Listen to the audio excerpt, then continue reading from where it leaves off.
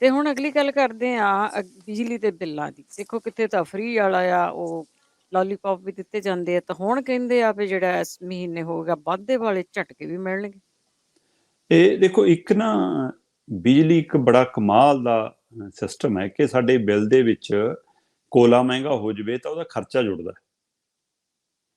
Supply ਦੇ ਲਈ ਤੁਹਾਨੂੰ ਬਿਜਲੀ ਦਾ ਜੋ ਖਰਚੇ ਆਉਂਦੇ ਨੇ ਉਹ ਖਰਚੇ ਤੁਹਾਡੇ ਬਿੱਲਾਂ 'ਚ ਐਡ ਹੁੰਦੇ ਨੇ। ਪਰ ਹੁਣ ਕਹਿਣ ਨੂੰ ਘਰਾਂ ਨੂੰ ਬਿਜਲੀ ਮੁਫਤ ਹੈ ਪੰਜਾਬ 'ਚ, ਕੋਈ ਸ਼ੱਕ ਨਹੀਂ, ਜ਼ਿਆਦਾਤਰ ਲੋਕਾਂ ਦੇ ਬਿੱਲ ਜ਼ੀਰੋ ਆ ਰਹੇ ਨੇ।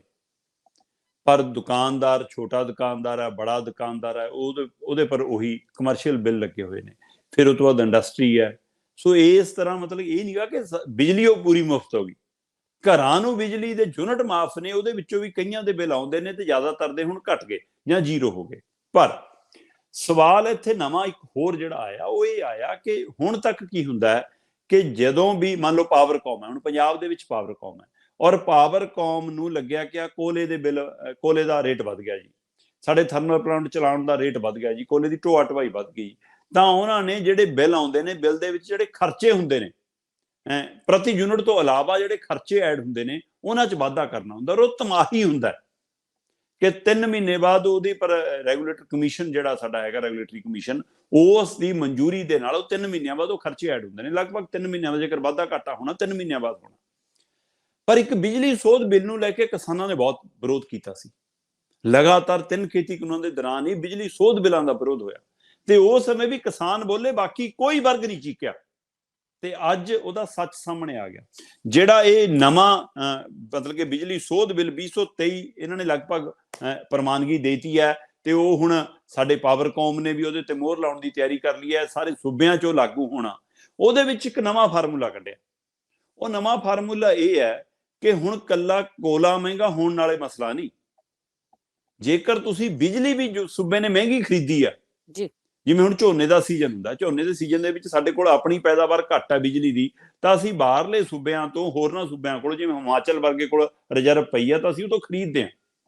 ਤੇ ਉਹ ਖਰੀਦਣ ਦੇ ਨਾਲ ਅੱਗੇ ਸਿੱਧਾ ਬੋਝ ਨਹੀਂ ਪੈਂਦਾ ਸੀ ਬਿਜਲੀ, ਖਾਸ ਕਰ ਕੋਲੇ ਵਾਲਾ ਤਾਂ 3 ਮਹੀਨੇ ਬਾਅਦ ਐਡ ਵੀ ਹੋ ਜਾਂਦਾ ਸੀ। ਪਰ ਬਿਜਲੀ ਮਹਿੰਗੀ ਖਰੀਦਣ ਦਾ ਇਹ ਨਹੀਂ ਗਾ ਕਿ ਜਦੋਂ ਥੋੜੀ ਯੂਨਿਟ ਮਹਿੰਗੀ ਹੋ ਜਾਣੀ ਹੈ ਜਾਂ ਜਦੋਂ ਤੁਹਾਡਾ ਬਿਜਲੀ ਦਾ, ਕਿਉਂਕਿ ਤੁਹਾਡਾ ਜੋ ਟੈਰਿਫ ਬਣਿਆ, ਜੋ ਸਿਸਟਮ ਬਣਿਆ, ਉਸੇ ਤਹਿਤ ਬਿੱਲ ਆਉਣਾ। ਸੋ 3 ਮਹੀਨੇ ਬਾਅਦ ਮਨਜ਼ੂਰੀ ਲੈ ਕੇ ਰੈਗੂਲੇਟਰ ਕਮਿਸ਼ਨ ਤੋਂ ਫਿਰ ਇਹ ਤੁਸੀਂ ਉਹ ਸ਼ਾਮਲ ਕਰਦੇ ਸੀ। ਪਰ ਹੁਣ ਇਹ ਨਵੇਂ ਬਿਜਲੀ ਸੋਧ ਬਿੱਲ ਦੇ ਹਵਾਲੇ ਨਾਲ ਜਿੱਦਾਂ ਹੀ ਕੋਲਾ ਮਹਿੰਗਾ, ਜਿੱਦਾਂ ਹੀ ਤੁਸੀਂ ਬਾਹਰਲੇ ਸੂਬੇ ਤੋਂ ਬਿਜਲੀ ਮਹਿੰਗੀ ਖਰੀਦੀ, ਅਗਲੇ ਮਹੀਨੇ ਦਾ ਬਿੱਲ ਤੁਹਾਡਾ ਵੱਧ ਕੇ ਆਉਣਾ। ਕੋਈ ਉਹਨਾਂ ਨੂੰ ਯੂਨਿਟ 'ਚ ਬਦਲਾਅ ਕਰਨ ਦੀ ਲੋੜ ਨਹੀਂ, ਸਿਰਫ ਖਰਚਾ ਵਧਾਉਣਾ। ਤੇ ਇਹਦੇ ਲਈ ਰੈਗੂਲੇਟਰੀ ਕਮਿਸ਼ਨ ਤੋਂ ਹੁਣ ਮਨਜ਼ੂਰੀ ਲੈਣ ਦੀ ਵੀ ਲੋੜ ਨਹੀਂ ਕਿ ਪਹਿਲਾਂ ਉਹਦੇ ਕੋਲ ਜਾਓਗੇ, ਮਨਜ਼ੂਰੀ ਲਾਓਗੇ, ਫਿਰ 3 ਮਹੀਨੇ 'ਚ ਇੱਕ ਵਾਰ ਵਧੂਗਾ ਨਾ।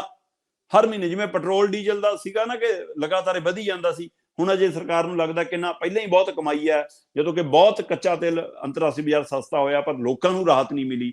ਉਸੇ ਤਰ੍ਹਾਂ ਉਹ ਮਰਜ਼ੀ ਹੋਏਗੀ ਇੱਥੇ ਕਿ ਰੋਜ਼ ਹੀ ਵਧਾ ਕੇ, ਹਰ ਮਹੀਨੇ ਤੁਹਾਡਾ ਬਿੱਲ ਵਧਾ ਕੇ ਭੇਜ ਦਿੱਤਾ ਜਾਵੇ ਤੇ ਇਹਨੂੰ ਰੋਕਣ ਵਾਲਾ, ਟੋਕਣ ਵਾਲਾ, ਪੁੱਛਣ ਵਾਲਾ ਹੁਣ ਕੋਈ ਨਹੀਂ ਹੋਏਗਾ। ਤੇ ਦੇਖਣ ਨੂੰ ਤਾਂ ਇਹ ਲੱਗਦਾ ਕਿ ਠੀਕ ਹੈ, ਬਿਜਲੀ ਸੋਧ ਬਿੱਲ ਹੈ ਤੇ ਬਿਜਲੀ ਸੋਧ ਦੇ ਵਿੱਚ ਕੋਈ ਗੱਲ ਨਹੀਂ ਜੀ, ਰੈਗੂਲੇਟਰੀ ਕਮਿਸ਼ਨ ਨੂੰ ਇੱਕ ਵਾਰ ਤਾਂ ਉਹ ਤੋਂ ਪ੍ਰਵਾਨਗੀ ਲਈ ਵੀ ਉਹ ਹੈ, ਉਹਦੇ ਤਹਿਤ ਵਧੂਗਾ, ਏਦਾਂ ਸਰਕਾਰ ਧੱਕਾ ਨਹੀਂ ਕਰ ਸਕਦੀ। ਪਰ ਇਹਨੂੰ ਜਦੋਂ ਦੂਰ ਤੋਂ ਜਾ ਕੇ ਦੇਖਦੇ ਹੋ, ਦੂਰ ਦ੍ਰਿਸ਼ਟੀ ਨਾਲ ਦੇਖਦੇ ਹੋ, ਜਿਹਦੇ ਹਵਾਲੇ ਨਾਲ ਕਿਸਾਨ ਜਥੇਬੰਦੀਆਂ ਵਿਰੋਧ ਕਰ ਰਹੀਆਂ ਸੀ ਇਸ ਬਿਜਲੀ ਸੋਧ ਬਿੱਲ ਦਾ, ਉਹ ਇਹੀ ਹੈ ਕਿ ਬਿਜਲੀ ਤਾਂ ਪਹਿਲਾਂ ਹੀ ਪ੍ਰਾਈਵੇਟਕਰਨ ਹੋ ਰਹੀ ਹੈ। ਚੰਡੀਗੜ੍ਹ 'ਚ ਪ੍ਰਾਈਵੇਟਕਰਨ ਹੋ ਗਿਆ ਬਿਜਲੀ ਦਾ। ਚੰਡੀਗੜ੍ਹ ਦੇ ਵਿੱਚ ਅਰਬਾਂ ਖਰਬਾਂ ਦੀ ਜਾਇਦਾਦ 1 ਰੁਪਈਆ ਲੀਜ਼ ਮਨੀ ਤੇ ਦੇਤੀ ਪ੍ਰਾਈਵੇਟ ਕੰਪਨੀ ਨੂੰ, ਤੇ ਹੁਣ ਅਗਲਿਆਂ ਦੀ ਮਰਜ਼ੀ ਹੈ। ਤੇ ਜਦੋਂ ਇਹ ਸਾਰੇ ਦੇਸ਼ ਦੇ ਵਿੱਚ, ਸੂਬਿਆਂ ਦੇ ਵਿੱਚ ਜ਼ਿਆਦਾਤਰ ਤਾਂ ਸਪਲਾਈ ਵਾਲਾ ਕੰਮ ਤੇ ਬਿਜਲੀ ਪੈਦਾਵਾਰ ਵਾਲਾ ਕੰਮ ਪਹਿਲਾਂ ਹੀ ਪ੍ਰਾਈਵੇਟ ਹੱਥਾਂ 'ਚ ਚਲਾ ਗਿਆ, ਹੁਣ ਸਪਲਾਈ ਵੀ ਉਹਨਾਂ ਕੋਲ ਚਲੀ ਜਾਣੀ ਹੈ। ਸੋ ਜਦੋਂ ਸਾਰਾ ਧੰਦਾ ਪ੍ਰਾਈਵੇਟ ਕਾਰਪੋਰੇਟ ਘਰਾਣਿਆਂ ਕੋਲ ਚਲਾ ਗਿਆ ਤੇ ਉਹਨਾਂ ਕੋਲ ਨਾਲ ਇਹ ਸੋਧ ਬਿੱਲ ਦਾ ਫਾਰਮੂਲਾ ਵੀ ਚਲਾ ਗਿਆ ਕਿ ਭਾਈ ਫਿਰ ਤਾਂ ਅਗਲਿਆਂ ਤੇ ਅੰਨੀ ਲੁੱਟ ਹੋਊਗੀ, ਫਿਰ ਤਾਂ ਅਗਲੇ ਆਪਣੇ ਮਰਜ਼ੀ ਦਾ ਲਾਉਣਗੇ। ਸੋ ਇਸ ਲਈ ਇਹ ਬਿਜਲੀ ਸੋਧ ਬਿੱਲ ਨੂੰ ਇੰਡਸਟਰੀ ਨੂੰ, ਦੁਕਾਨਦਾਰ ਨੂੰ, ਘਰੇਲੂ ਖਪਤਕਾਰ ਨੂੰ, ਜੇਕਰ ਪੰਜਾਬ ਨਾਲ ਗੱਲ ਕਰੀਏ ਤਾਂ ਠੀਕ ਹੈ, ਪੰਜਾਬ 'ਚ ਕੁਝ ਘਰਾਂ ਨੂੰ ਮਾਫ ਹੋਗੀ, ਪਰ ਪੂਰੇ ਦੇਸ਼ ਦੇ ਹਰ ਘਰ ਨੂੰ ਤਾਂ ਮਾਫ ਨਹੀਂ ਹੈ ਨਾ। ਸੋ ਪੂਰੇ ਦੇਸ਼ ਦੇ ਲਈ ਇਹ ਧੋਖਾ ਹੋਣ ਜਾ ਰਿਹਾ ਕਿ ਪਾਵਰਕੌਮ ਵਰਗੇ ਸਰਕਾਰੀ, ਅਰਧ ਸਰਕਾਰੀ ਵਿਭਾਗਾਂ ਦੇ ਹਵਾਲੇ ਨਾਲ ਲੱਗਦਾ ਕਿ ਠੀਕ ਹੈ, ਸਰਕਾਰ ਸੋਚ ਸਮਝ ਕੇ ਹੀ ਲਊਗੀ। ਨਹੀਂ, ਜਦੋਂ ਪੂਰੀ ਤਰ੍ਹਾਂ ਇਹਦਾ ਪ੍ਰਾਈਵੇਟਕਰਨ ਹੋ ਗਿਆ ਔਰ ਅਗਲੇ ਮਹੀਨਿਆਂ ਦੇ ਦੌਰਾਨ, ਆਉਂਦੇ ਸਾਲਾਂ ਦੇ ਦੌਰਾਨ, ਫਿਰ ਲੋਕਾਂ ਦੀ ਜੇਬ ਸਿੱਧੀ ਵੱਢੀ ਜਾਇਆ ਕਰੇਗੀ, ਕਿਉਂਕਿ ਹੁਣ ਹਰ ਮਹੀਨੇ ਤੁਹਾਡਾ ਬਿਜਲੀ ਦਾ ਬਿੱਲ ਵੱਧ ਸਕਦਾ, ਹਰ ਮਹੀਨੇ ਤੁਹਾਨੂੰ ਝਟਕਾ ਲੱਗ ਸਕਦਾ। ਸੋ ਇਹ ਇੱਕ ਵੱਡਾ ਧੋਖਾ ਛੁਪਿਆ ਹੋਇਆ ਸਾਹਮਣੇ ਆ ਰਿਹਾ, ਇਹਦੇ ਉੱਤੇ ਗੌਰ ਕਰਨ ਦੀ ਲੋੜ ਹੈ। ਹਰ ਕੋਈ ਜੀ ਕੋਈ ਵੀ ਘਾਟਾ ਨਹੀਂ ਖਾਂਦਾ, ਆਪਣੇ ਜੁਗਾੜ ਲਾ ਲੈਂਦੇ ਆ ਸਾਰੇ। ਤੇ ਅੱਗੇ